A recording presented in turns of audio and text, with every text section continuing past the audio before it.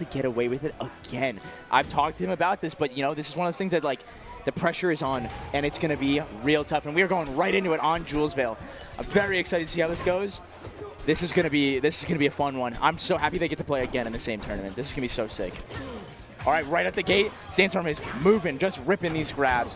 But now it is Beastly's turn, and ooh, great shield right there from Sandstorm. And I remember we talked earlier when Sophie actually played against Sandstorm, the difference it can make in knowing those Olympia-specific combos. Zetterburn's a character who is able to find a lot of up-strongs and a lot of unique stuff that only works on Olympia. And so Beastly clearly having some degree of familiarity with those setups. Oh, we play a lot. yeah, fair enough. And I am definitely his punching bag, I'll tell you that. I'm definitely. The way our games go, I'll be so real with you. It is either him 3-stocking me or it's last hit. There's no in between. And when he's feeling it. But right now, Sandstorm is feeling it. No one knew how to DI that. That was dead center inside of that hitbox. No, dude. Wow. And the other aspect of that is so often when you get Zetterburns on that tech option, they will immediately do the down B cancel time and time again. And Sandstorm, they can't tech. No, they're too high. Sandstorm recognizing that habit and just letting that F-strong rip. That's right. That is premeditated. That's right. We've been cooking. He's a learner. What do you mean we? That's my job. Fuck you. Shut the hell up. Oh, yes! Oh my God. Yes! Come on. Do it again. Do it again. They said they nerfed it. They said it doesn't work anymore. Look at the screen. I'm having shades of Crawl on release. We are moving right now. Very nice stock lead right here from Sandstorm. Beastly definitely not even showing shades of pressure from us. Just playing it out and accepting.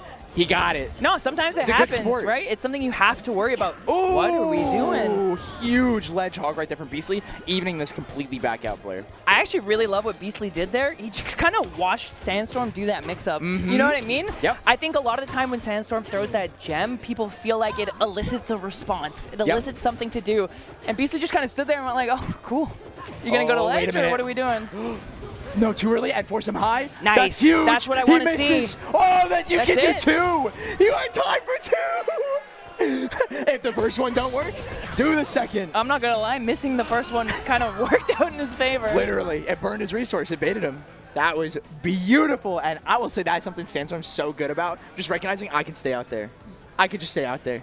Yeah, just hanging out. Why not? All right, what are we banning? We're banning Harbor for sure. He's trying to not get Shine Spike. That is something in particular that Beastly is very good at against Olympia. A lot of the other ones try to get like combos where Beastly will just shine, refresh, and just keep you in the abyss, especially on Harbor. 100%. But and now, again, we have to see from Beastly some better angles. Yep. No, you're absolutely right. But we are on his stage now. Yes. And we've seen he loves this stage a lot. He's got space. Whoa, the back airs. He is moving.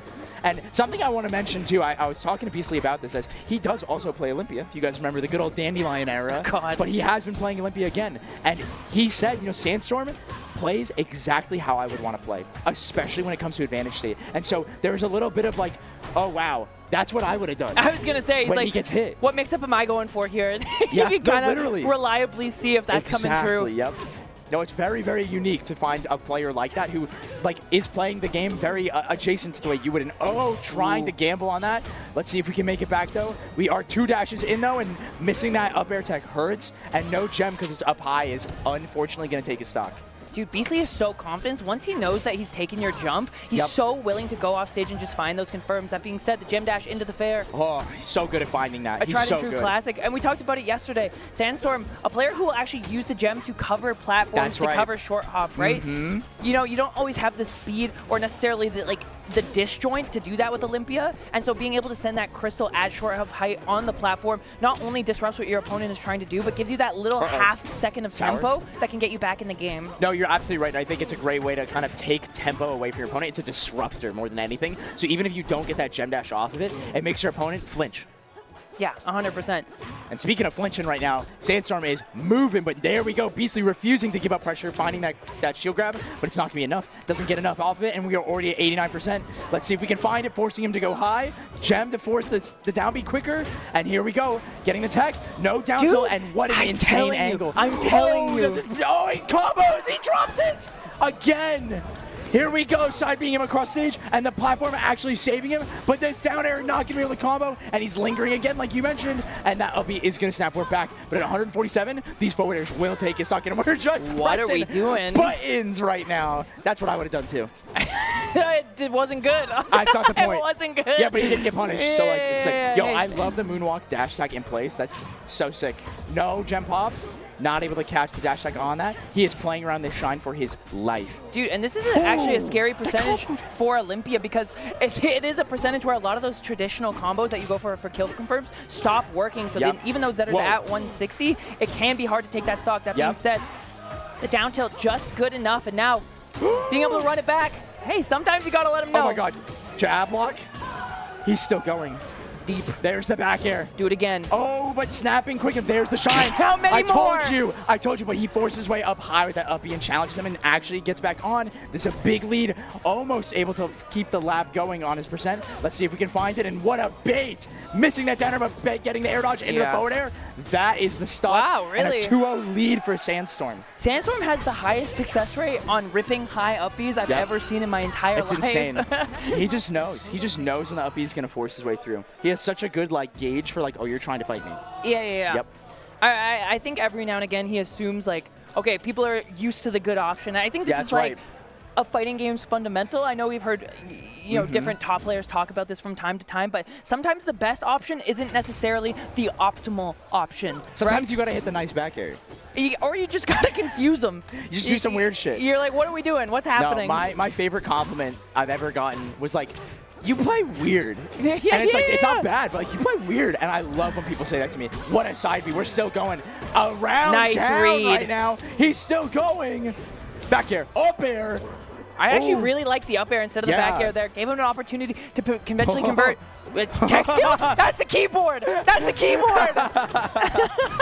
And now it is Beastly's turn, though, almost evening this back out, but not able to keep the steam going. And that is going to beat that angle. Let's see what we can do. Not able to get it. And that down strong, tied for fastest in the game, by the way. Yeah, really good, really good. Yeah, we've been exploring, and that is untechable. Up Bs, man. Yeah, he's trying to force his way through. He's trying to catch him jumping, and Beastly taking a minute to breathe there. Finding that shine grab, but dropping the follow-up onto the plat. The pressure is definitely being felt by Beastly here. These shines are not going to be enough to find the kill, but we are getting a tech chase into a juiced fucking down strong. Very good. I think Beastly is feeling a little bit of the pressure and feeling a little bit of the fear at the prospect of like, oh, if he just holds ledge here, I die. And I don't want that to happen, so I'm going to go high, but I feel like the mix-ups haven't really been there. We've seen one instance of him going to the ledge like that, and other than that, it's just been high. Sandstorm has been catching on, and even in the times that Beastly's able to even it up, it hasn't been enough, and there we go. Oh my god. Straight to the ledge. Oh my god, Blair. Oh my god. You can't touch him. You can't touch him. It doesn't matter. Oh, great shine grab, though. Yeah. Back up into the gem. He said, sure, you can hang out there, man. Yeah, why not? Why not? Great coverage, and we have even the percents out off that one up air. Uh-oh. Not able to catch that a little bit too far from Sandstorm, and the pressure is on now. Here we go. We are going to combo off this, but no follow-up to close that one out, and that down strong will take it. So good. Blair, what are you seeing? Dude, Sandstorm takes that every time. Beastly, he was missing a couple of those earlier today. Just got that timing under control. Figured it out, was able to let it hold just that 1 second so the tech animation didn't come through, the iframes didn't come through, and the angles, the angles are not there. But Sandstorm dropping some wave dashes too. I think the nerves are both ways here. Whoa, there's the wiggle out shine. We've seen lots and lots this weekend. Here we go. Dropping it again. Beastly is getting really nervous here. Sandstorm recognizing it and starting to swing a little bit more. Willing to stay in his space and catching that whiff on that grab. Here come these up airs. And the trades are in his favor now. And honestly, going for those down airs on the platform, especially the top platform of this stage, is so strong because there's nowhere to go, right? And so you so often have opportunities to keep it going with something like jab. Now deep off stage, Beastly pushing this advantage just far enough and not expecting the snap to the ledge. The triple shine, though. Wait a minute. We're still going, and we're forward airing him. He has to go through it. And he's done! He gets the redemption 3-0ing Beastly. Holy shit! After how hard that last set was, he learned his lesson. Dude. I told you. I told you. Getting the timing on that neutral B pop into the down air. No down air hits harder than his. And dude, honestly, it's not that easy to do, right? No, you it's still really have easy to mess some